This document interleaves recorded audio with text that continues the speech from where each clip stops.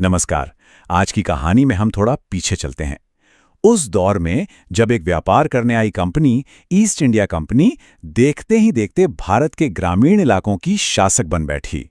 हम ये समझने की कोशिश करेंगे कि उनके शासन का असल मतलब क्या था और उनकी नीतियों ने लोगों की जिंदगी पर कैसा और कितना गहरा असर डाला। तो एक सवाल जो इस पूरी कहानी की जड़ में है वो ये कि क्या होता है जब व्यापारी शासक बन जाते हैं। सोचिए, जब किसी सरकार का पहला और आखिरी मकसद सिर्फ और सिर्फ मुनाफा कमाना हो तो उसका शासन कैसा दिखेगा। यही सवाल हमें आगे की पूरी कहानी को समझने में मदद करेगा। कहानी में सबसे बड़ा मोड़ इस तारीख को आया, 12 अगस्त 1765। ये वो ऐतिहासिक दिन था जब मुगल बादशाह ने ईस्ट इंडिया कंपनी को बंगाल का दीवान बना दिया। अब दीवान बनने का मतलब था कि बंगाल की जमीन और उससे आने वाले पूरे पैसे यानी राजस्व पर अब कंपनी का कंट्रोल था। बस इसी एक दिन में वो व्यापारियों से शासक बन गए। तो दीवान बनते ही कंपनी का मकसद बिल्कुल साफ था, ज्यादा से ज्यादा राजस्व यानी लगान वसूलना। क्यों? क्योंकि उन्हें अपने बढ़ते हुए खर्चे पूरे करने थे और अपने व्यापार के लिए पैसा भी चाहिए था, और अब उन्हें इसका जरिया मिल गया था। और यहीं से खेल बदलना शुरू हुआ। समझिए, 1765 से पहले क्या होता था। कंपनी को भारत से सामान खरीदने के लिए ब्रिटेन से सोना और चांदी लाना पड़ता था, लेकिन अब उन्हें बाहर से कुछ लाने की जरूरत नहीं थी। वो बंगाल के लोगों से ही पैसा वसूलते और उसी पैसे से यहीं का माल खरीदकर ब्रिटेन भेज देते। मतलब भारत का ही पैसा, भारत का ही माल, और सारा का सारा मुनाफा सीधा ब्रिटेन का। लेकिन इस बेरहम वसूली का नतीजा बहुत ही भयानक निकला। कंपनी की लगान नीतियों और शोषण की वजह से 1770 में बंगाल में एक जबरदस्त अकाल पड़ा और इस अकाल में लगभग 1 करोड़ लोगों की मौत हो गई। ये उस वक्त बंगाल की कुल आबादी का करीब-करीब 1/3 हिस्सा था। कंपनी ने लगान वसूलने के लिए कई अलग-अलग सिस्टम बनाए, जैसे स्थायी बंदोबस्त और रैयतवाड़ी व्यवस्था। नाम सुनने में अलग लगते हैं, तरीके भी थोड़े अलग थे, लेकिन एक चीज सब में कॉमन थी। लगान की दर बहुत ज्यादा थी, इतनी ज्यादा कि किसान उसे चुका ही नहीं पाते थे और कर्ज के बोझ तले दबते चले जाते थे। अब लगान की कहानी से आगे बढ़ के बात करते हैं एक ऐसी खास फसल की जिसने अंग्रेजों की तिजोरियां तो भर दी, लेकिन भारतीय किसानों की जिंदगी को तबाह कर दिया। उस फसल का नाम था नील। देखिए, उस दौर में ब्रिटेन में इंडस्ट्रियल रेवोल्यूशन चल रहा था।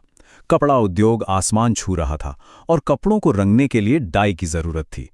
भारतीय नील से एक ऐसा शानदार चमकीला नीला रंग मिलता था जो दुनिया में कहीं और नहीं मिलता था। ऊपर से अमेरिका और वेस्ट इंडीज से उनकी सप्लाई भी बंद हो गई थी, तो उनकी सारी नजर अब भारत पर थी। अब ये जो आंकड़े स्क्रीन पर हैं, जरा इन पर गौर कीजिए। साल 1788 में ब्रिटेन जितना भी नील खरीदता था उसमें से 30% भारत से जाता था, और सिर्फ 22 साल बाद 1810 तक ये आंकड़ा 30 से बढ़कर सीधे 95% हो गया। 95%!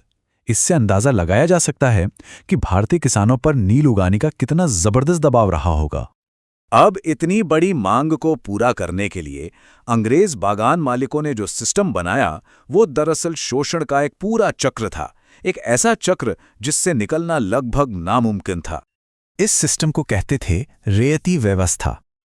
इसमें होता ये था कि बागान मालिक किसानों यानी रेयतों से जबरदस्ती एक कॉन्ट्रैक्ट, जिसे सट्टा भी कहते थे, साइन करवाते थे, और शर्त ये होती थी कि किसान अपनी जमीन के सबसे अच्छे, सबसे उपजाऊ हिस्से पर सिर्फ और सिर्फ नील की खेती करेगा। और ये कॉन्ट्रैक्ट असल में एक कभी न खत्म होने वाले कर्ज का जाल था। देखिए कैसे किसान को कॉन्ट्रैक्ट साइन करने पर कम ब्याज पर कुछ पैसा एडवांस में मिलता था, फिर उसे अपनी 25% जमीन पर नील उगाना पड़ता था, और जब फसल कटती तो बागान मालिक उसे बेहद कम कीमत पर खरीदता था। नतीजा ये कि किसान वो एडवांस कभी चुका ही नहीं पाता था और उसे अगले साल के लिए एक और कर्ज लेना पड़ता था, और ये चक्र बस चलता ही रहता था, साल दर साल, पीढ़ी दर पीढ़ी। और बात सिर्फ पैसे की या कर्ज की नहीं थी, इसका असर जमीन पर भी पड़ रहा था, और बहुत बुरा पड़ रहा था। नील के पौधे की जड़ें जमीन में बहुत गहरी जाती थीं और मिट्टी की सारी ताकत खींच लेती थीं।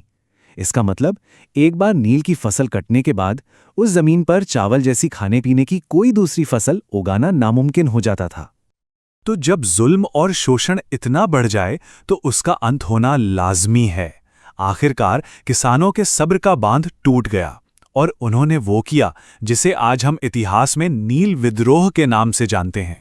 मार्च 1859 में जो हुआ वो किसी क्रांति से कम नहीं था। बंगाल के हजारों हजार रैयतों ने एक साथ कह दिया, बस अब और नहीं।